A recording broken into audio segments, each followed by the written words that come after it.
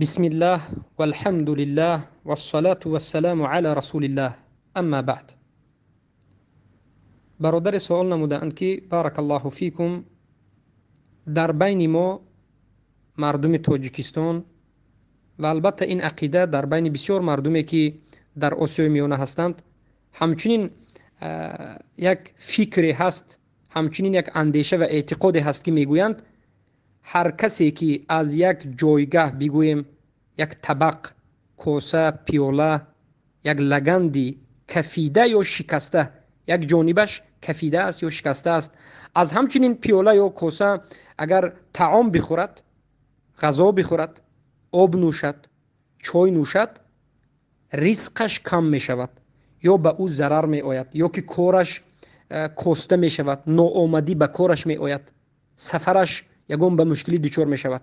از همین جهت میگند در این پیوله ها نخورید، زیرا که خورده زندگی شما مشکلی ایجاد میکرد. آیا همین یگان اساسی دارد؟ آیا همین درست است یا نیست؟ مختصری جواب همین است که این نمودی فکر و اندیشه ها و اعتقادات از جهالت است و از خرافات است و این انحراف شدن از دین الله سبحانه و تعالی است. کسایی که این سخن میگند اصلا از توحید، از حقیقت لا اله الا الله خبر ندارند. این مسئله به شرک وابسته دارد. کسی که این سخنها را میگه داند که به باب شرک واقع شده است.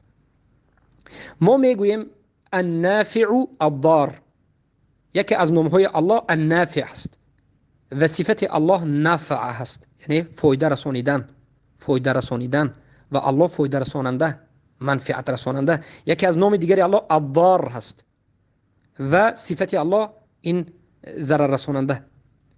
یعنی الله سبحانه و تعالی خودش فایده میرساند و الله خودش ضرر میرساند. همه ضرر و همه فایده از جانب الله است و باقی مانده همه چیزها سبب است و همون سبب را هم الله خودش بیان کرده که انا این سببی بدبختی است و این سببی خوشبختی است. و بعضی چیزهایی که مردم خودشون سبب میگیرند این رو الله انکار کرده. بارک الله فیکم. مثلا الله میگه که نماز خونید، این سببی خوشبختی شما است، به من نزدیک شدن است. شما به من شرک قرار ندید، کسی که شرک میکند این مشرک میشود، جهنم میرود، سببی جهنم رفتنش است.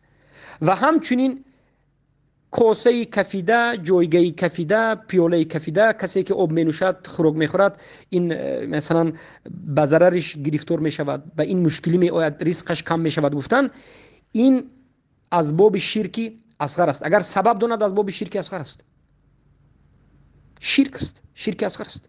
و اگر بگوید که انا من خود پیوله کفیده ضرر میرساند، بگوید اعوذ بالله مشرک است، این شرک اکبر است. از همین جهت از این نمود خرافات ها باید دست بکشید. شرک به نهایت شاخه های زیاد دارد. شما باید توحید بیاموزید و از شرک بیاموزید و از مسائل اصول دین با خبر باشید تا که دینتون ناب باشد، بی عیب باشد، بی نقصان باشد، تا که شما نجات بیابید. بارک الله فیکم.